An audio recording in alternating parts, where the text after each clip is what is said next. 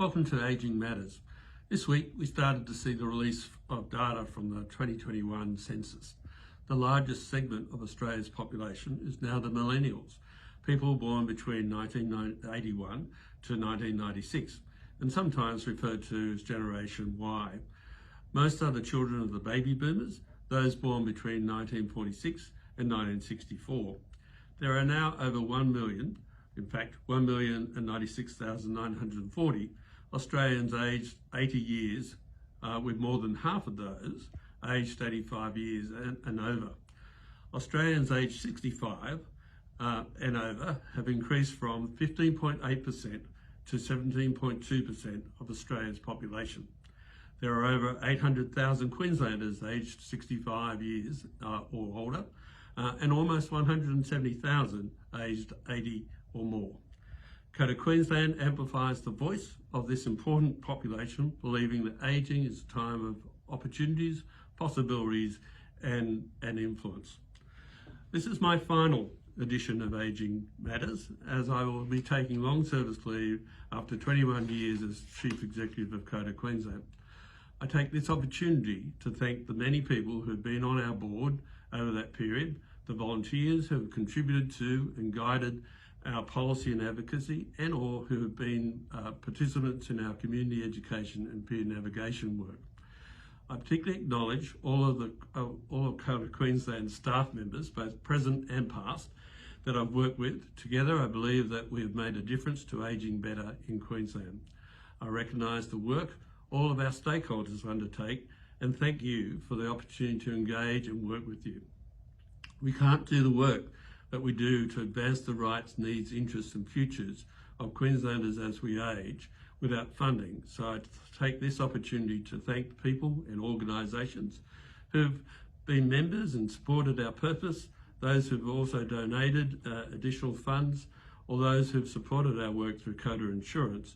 And I certainly thank both the state government and the Australian government for their continued support. Over the past couple of months, I've had the opportunity to reflect on my time with COTA Queensland, and whilst I'm confident that I leave the organisation financially sound, there remains still to be much to do to ensure that COTA Queensland and Queenslanders are enabled to actively engage in developing an age-friendly Queensland, a place that we can all do the things that we value. I remain in awe of the founders of the Older Persons Welfare Council of Queensland, as we were known in 1957.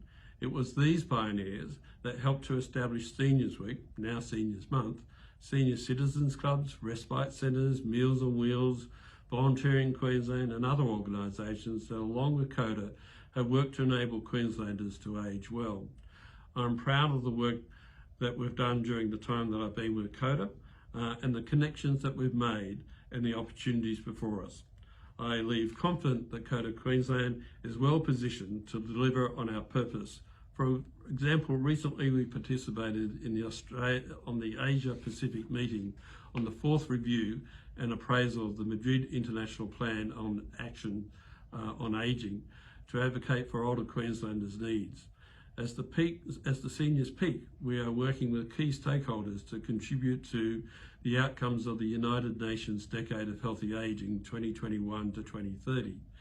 And we continue to contribute to government policy development, including the next seniors strategy direction statement. We contribute to parliamentary inquiries impacting on the ability of Queenslanders to age well. We're also leading the Guaranteeing Consumer-Centred Care workforce support program. Over the next 2 years, we will work with other members of the consortium to recruit, train and support over 2,500 new person-centred personal care workers across Queensland. This will assist Queenslanders to get the care they need whilst continuing to live at home. I'm pleased that over the past 2 decades, we have also accumulated healthy reserves, developed ISO accredited quality systems to underpin our policy advocacy and project management work, and recently strengthened our management team with the appointment of a Chief Operations Officer. This has gifted me the time to think about my future, and with the opening up of international borders, I advised the board in April that my wife and I will be taking a planned, but often deferred, sabbatical in Europe, and that I believe that this was an opportune time for me to step aside to enable a new chief executive to lead the next stage of our growth. I take this opportunity to wish the board, management, staff and volunteers every success in delivering on COTA Queensland's purpose. Finally, whilst we have commenced the search for my replacement, this is not yet complete, and until it is, Darren Young, our Chief Operations Officer, will act as Chief Executive. Stay safe.